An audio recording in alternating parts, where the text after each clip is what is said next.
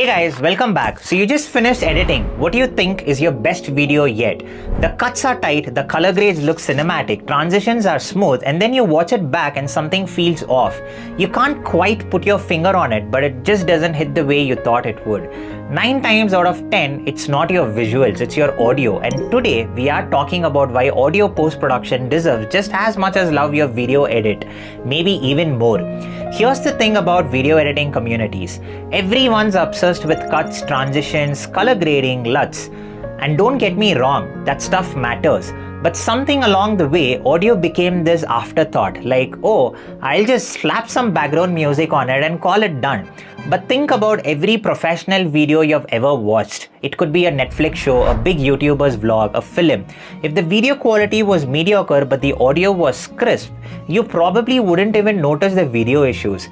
Flip it around, amazing visuals with bad audio, you would click away in seconds. That's not an exaggeration. Audience research shows people tolerate poor visuals way more than poor audio. It's wired into us. Let's start with the basics. Sync. If your dialogue is even a few frames off from the lip movement, viewers feel it before they consciously notice it.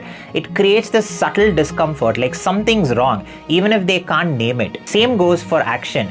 A punch that lands a beat after the sound effect, or a door slam that doesn't match the visual. These tiny sync issues break immersion instantly. Getting sync tight is step 1 and it's non-negotiable. Next up, sound design. This is where the magic really happens, and it's the most underrated skill in the game. Think about it. Footsteps, ambience room tone, that subtle whoosh on transition, the hum of a city in the background, none of that exists by accident. Sound designers build entire sonic worlds that make your footage feel real and immersive. Ever notice how a good horror video keeps you tense, even during a boring shot? That's sound design doing heavy lifting. A low drone, a subtle creak, silence used strategically. It's not the visuals scaring you, it's what you're hearing. And finally, mixing. This is the part where dialogue, music, and sound effects all get balanced so nothing fights for attention. Bad mixing means your background music drowns out dialogue, or your sound effects randomly spike in volume and blow out your viewer's eardrum. Good mixing is invisible, you don't notice it, you just feel like everything sounds right. That's the goal.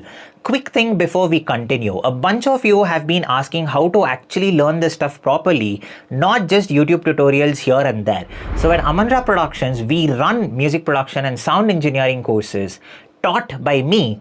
I'm an Avid and Waves certified audio engineer. Completely one-on-one sessions, flexible EMIs, and you're learning the exact tools studios and post-production houses actually use. If you're serious about leveling up your editing game with audio skills, there's a link in the description. Worth checking out if this stuff excites you. Okay, back to the video. Here's the real talk. You don't need to become a full-time audio engineer, but even basic audio post-production skills instantly separate your work from 90% of other editors out there. Clients notice, viewers notice, your retention rates notice, and honestly, it makes editing more fun too.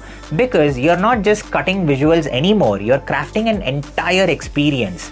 So next time finishing an edit, don't just export and call it a day. Go back, listen critically. Is your sync right? Does your sound design pull people in? Is your mix balanced? Small changes in audio can transform a decent video into something that genuinely feels professional.